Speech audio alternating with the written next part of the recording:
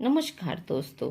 रामायण में आपने देखा ही होगा कि सीता माता के पास अशोक वाटिका में एक राक्षसी बैठती थी और सीता माता उन्हें माता कहकर बुलाती थी। अब आप सोच रहे होंगे कि सीता माता एक राक्षसी को माँ क्यों कहती थी। वह राक्षसी का नाम त्रिजटा था। दरअसल वह एक राक्षसी होने के बाद भी वह भगवान में विश्वास करती थी और वह सीता माता को बहुत ख्याल रखती थी, बिल्कुल एक माँ की तरह ध्यान रखती थी। जब सीता माता को रावण द्वारा अपहरण कर लंका लाई गई, तब मंदोदरी के कहने पर वह सीता जी की देखरेख के लिए उसे विशेष रूप से नियुक्त किया गया था। त्रिजटा का महत्व का अंदाज इस बात से लगाया जा सकता है कि जब माता सीता लंका में थी तो उन्होंने अपनी इच्छा से सिर्फ 2 लोगों से बात की थी, पहले हनुमान जी और दूसरी त्रिजटा जी से। जहाँ अशोक वाटिका में रहती थी वहाँ पर राक्षसियाँ सीता जी को नए नए तरीकों से परेशान करती थीं।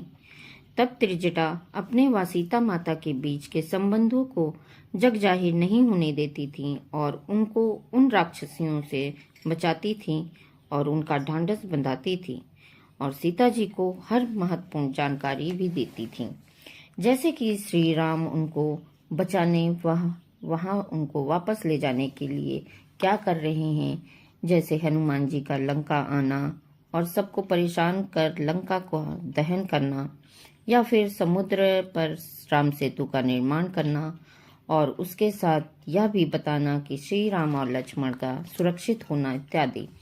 अंत में भगवान श्री राम व दशानन रावण के बीच भयंकर युद्ध हुआ और उस युद्ध में रावण का भाई पुत्र सब मारे गए, केवल विभीषण को छोड़कर। क्यों? वह राक्षस कुल के होने के बाद भी वह राम भक्त थे और धर्म का पालन करते थे।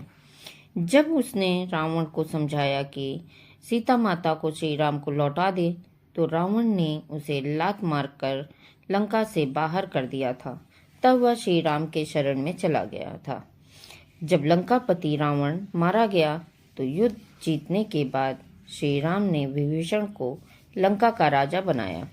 उसके बाद विभीषण ने अपनी गद्दी संभालते हुए सैनिकों को आदेश दिया कि सीता माता को मुक्त कर दो। तब भी त्रिजटा ने यह सब खबर सीता जी को सुनाई कि श्री राम ने रावण को युद्ध में कैसे गिराया है और कैसे उन्होंने युद्ध जीतकर विभीषण को लंका का राजा बनाया। अब आपको यहाँ से वे ले जाएंगे।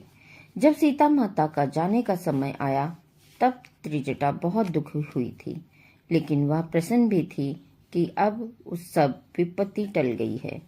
जब सीता जी श्री राम से मिली तब उन्होंने माता त्रिजटा के वात्सल्य व प्रेम के बारे में उन्हें बताया।